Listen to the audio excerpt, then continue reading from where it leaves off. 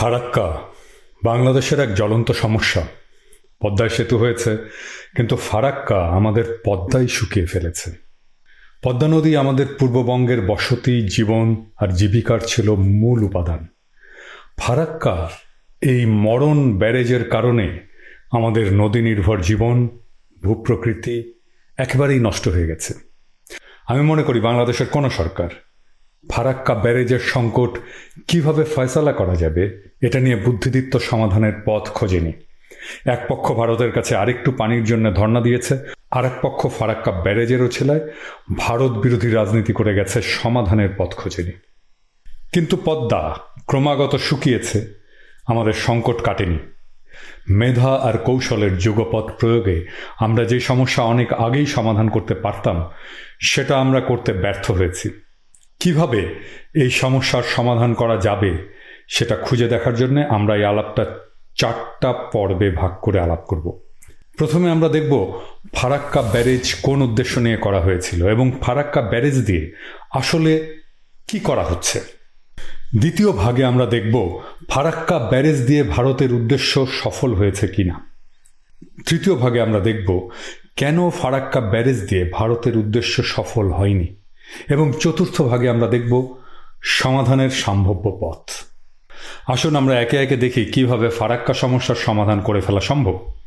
প্রথমে দেখি ফারাক্কা ব্যারেজ কোন উদ্দেশ্য নিয়ে করা হয়েছিল এবং ফারাক্কা ব্যারেজ দিয়ে আসলে কি করা হচ্ছে।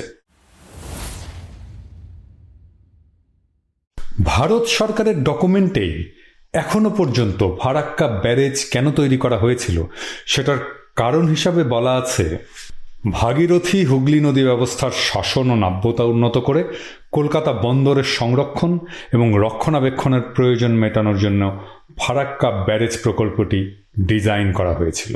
এটা ভারত সরকারের অফিসিয়াল স্টেটমেন্ট। কেন তারা ফারাক্কা ব্যারেজ তৈরি করেছিল আমরা পরে দেখব ভারতের এই লক্ষ্য ফারাক্কা ব্যারেজ পূরণ করতে পেরেছে কিনা। তার আগে আমরা গুগল আর্থ থেকে দেখে নেই ফারাক্কা ব্যারেজ দিয়ে আসলে কি করা হয়। এইটা হচ্ছে ফারাক্কা ব্যারেজ। ফারাক্কা কিন্তু বাঁধ নয়, ব্যারেজ। এই ব্যারেজের ওই পারে বাংলাদেশ, দেখেন শুকনো নদী, চর পড়ে গেছে। আর এই ব্যারেজ দিয়ে কি করা হচ্ছে, এই যে বায়ে দেখেন একটা চ্যানেল, এই চ্যানেল কাটা হয়েছে, এটা কৃত্রিম চ্যানেল। এই চ্যানেল দিয়ে পানিটা নিয়ে যাওয়া হচ্ছে হুগলি নদীতে। আমরা নিচে নামি, আরও নিচে নামি, আরও নিচে নামি, আরও নিচে নামি, এই যে দেখুন এই পানিটা হুগলি নদীতে গিয়ে পড়ছে। তারপরে হুগলি নদী প্রবাহিত হচ্ছে, কলকাতার দিকে যাচ্ছে। তারপরে এই নদী কলকাতার পাশ দিয়ে গঙ্গা সাগর হয়ে বঙ্গোপসাগরে পড়েছে। এই হচ্ছে আপনার আমার পদ্মার পানির পরিণতি। এখন আসেন আমরা দেখি এই ব্যারেজ দিয়ে কি ভারতের লক্ষ্য অর্জিত হয়েছে। না, কোনো উদ্দেশ্যই সফল হয়নি। আমার কথা না, এটা ইন্ডিয়ান এক্সপার্টদের কথা।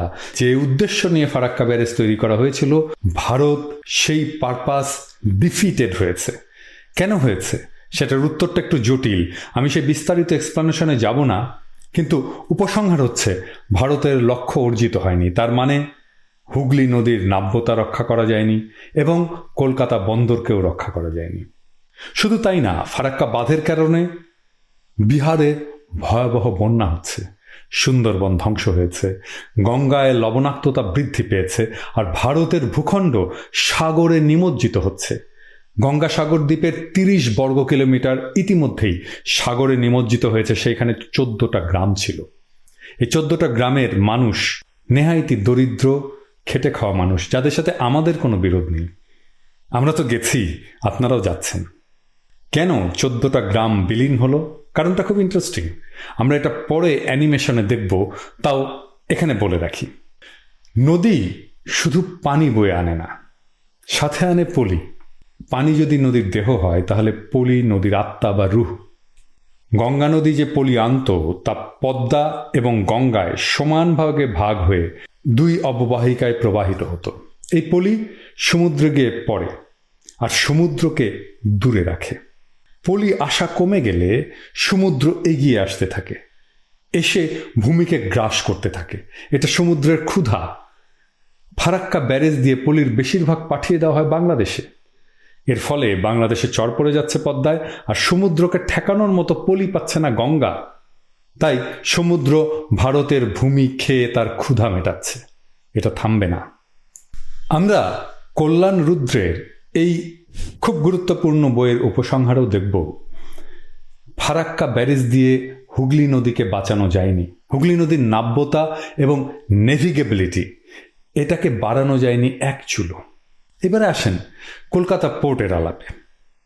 কলকাতা পোর্ট একটা শ্বেতহস্তি এবং একটা ভেরি রং বিজনেস আইডিয়া, যে আইডিয়াকে বাঁচাতে গিয়ে অসংখ্য সমস্যার সৃষ্টি করেছেন ফারাক্কা ব্যারেজ দিয়ে। কেন কলকাতা পোর্ট একটা ভুল আইডিয়া? এই পোর্ট স্থাপন করেছিল ব্রিটিশরা সমুদ্র উপকূল থেকে 128 কিলোমিটার গভীরে। সেই সময়ে জাহাজ হতো ছোট, আধুনিক জাহাজ বিশাল। সেই জাহাজ নদীর চ্যানেলে ঢুকতে পারে না। এভারেজ সাইজের জাহাজকে বলা হয় প্যানামাক্স। তার মানে যেই জাহাজ ফুল লোড নিয়ে পানামা খাল দিয়ে পার হতে পারে।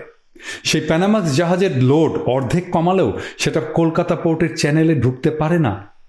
তো এই পোর্ট দিয়ে আপনি করবেন কি? শুধু তাই না, এই পোর্টের যা গভীরতা যা আছে সেটাকে মেনটেন করতে হলে বছরে 400 কোটি রুপি খরচ করে ড্রেজিং করতে হয়। এবং এই 400 কোটি রুপি টাকা কলকাতা পোর্ট আয় করতে পারে না বছরে। এটা কেন্দ্রীয় সরকারকে, ভারত সরকারকে ভর্তুকি দিতে হয়। তাহলে আপনার লাভটা কি বলেন আমাকে বুঝিয়ে? আপনার তো ফারাক্কা কোনো লাভ দেয়নি, লস। এটা কমপ্লিট একটা লস প্রজেক্ট।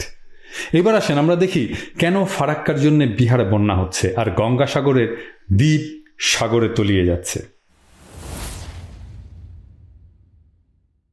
এখানে দেখতে পাচ্ছেন নদী যখন স্বাভাবিকভাবে নিজের চলার পথ করে নিয়ে বয়ে যায়, তখন সে ইউনিফর্মলি তার সেডিমেন্টকে সমানভাবে বা পলিকে বহন করে নিয়ে যায়। দেখেন এই পলিকে সমানভাবে বহন করে নিয়ে যাচ্ছে।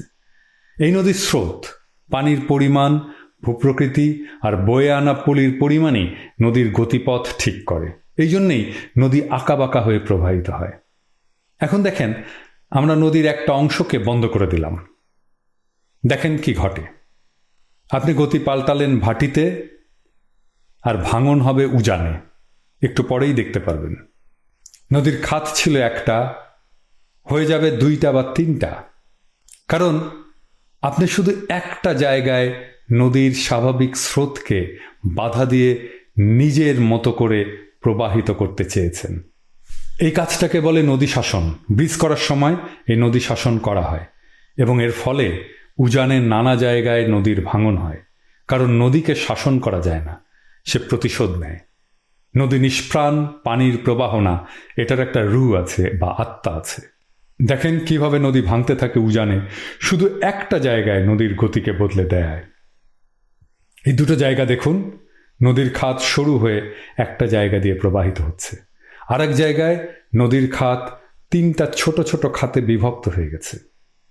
নদীর ভাঙন হয় এবং সেই পলিটা এসে নদীর পানিতে মেশে এবং সেই ভাঙনের পলি এসে নদীর ভাটিতে এসে জমা হয়। এই কারণেই ফারাক্কার কারণে বিহারে বন্যা হচ্ছে। বিহারের সরকার ফারাক্কা বাঁধ ভেঙে দেওয়ার দাবি জানিয়েছে। এবার আসেন আমরা আলাপ করি এই ফারাক্কা সমস্যার সমাধান কিভাবে সম্ভব। আমাদের যা ক্ষতি হওয়ার সেটা তো হয়েছেই, ইন্ডিয়ার কোনো লাভ হয়নি। আমাদের যা ক্ষতি হওয়ার সেটা আগে হয়েছে, এখন ক্ষতি শুরু হয়েছে ইন্ডিয়ার। ভারত চিন্তা করছে বিহারের বন্যা ঠেকাতে নেপালে জলাধার নির্মাণ করবে। এইটা হবে আর একটা রেসিপি অফ ডিজাস্টার।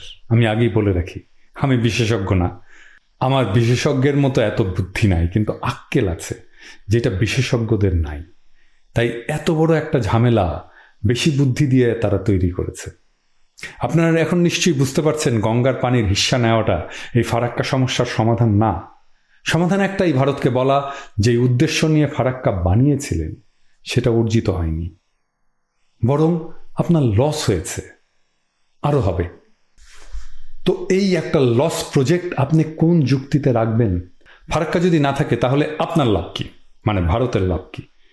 বিহারে বন্যা হবে না, বিহারে বন্যা বন্ধ হবে, গঙ্গাসাগরে আপনার ভূমিক্ষয় বন্ধ হবে, আপনার গঙ্গা অববাহিকায় লবণাক্ততা কমে যাবে, বাংলাদেশে অ্যান্টি ইন্ডিয়া সেন্টিমেন্ট কমবে। তাহলে কি আমি রিকমেন্ড করছি যে ফারাক্কা ভেঙে দিন?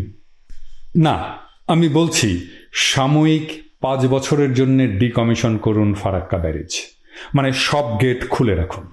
পদ্মা আর গঙ্গা কিভাবে ন্যাচারালি রিকভার করে দেখুন। ফারাক্কা ডিকমিশন করার জন্য নদী ব্যবস্থাপনা এবং মানুষের জীবিকার সহায়তার জন্য বাংলাদেশ এবং পশ্চিমবঙ্গ মিলে একটা কমন ফান্ড তৈরি করতে পারে। গঙ্গার পানি কমে যাওয়ায় কলকাতায় পানির সরবরাহে যদি সমস্যা হয়, সেটার জন্য একটা কন্টিজেন্সি প্ল্যান থাকবে। কলকাতা পোর্টের ড্রেজিংয়ের যা খরচ বাঁচবে, সেটা দিয়ে পোর্টের শ্রমিক এবং পেনশনভোগীরা যেন সমস্যায় না পড়ে, তাই তাদের বিকল্প জীবিকার ব্যবস্থা করতে হবে। এভাবে 5 বছর পরে আমরা দেখব নদী কিভাবে রিকভার করে, তারপরে আমরা ব্যবস্থা নেব কিভাবে এটাকে লং টার্ম সলিউশনের দিকে এগোনো যায়। ভারত চায় বাংলাদেশ যেন তার সিকিউরিটি থ্রেট হিসেবে না থাকে। এই কাজে যদি ভারত এগিয়ে আসে, বাংলাদেশের মানুষের বিশ্বাস ভারত অর্জন করতে পারবে। আলগা মোমেনের স্বামী স্ত্রী নয়, সত্যিকারের আঞ্চলিক সহযোগিতার সূচনা হবে। নেগোসিয়েশন মানে অন্যকে ঠকিয়ে নিজে জিতে যাওয়া নয়, দুই পক্ষই যেন বিজয়ী হয়। ফারাক্কা সমস্যার সমাধান হলে 2 দেশের সাধারণ মানুষ বিজয়ী হবে। এই কাজটা করতে শুধু মগজ না, হৃদয়ও লাগবে। আশা করি 2 দেশে একদিন না হয় একদিন মেধাবী আর হৃদয়বান নেতারা আসবেন। সেদিন হয়তো আমি থাকবো না, কিন্তু আমার এই সামান্য ভিডিও তাদের চিন্তায় কিছুটা সাহায্য করলে আজকের কাজটা সার্থক হবে। আমরা সেই দিনের অপেক্ষায় রইলাম।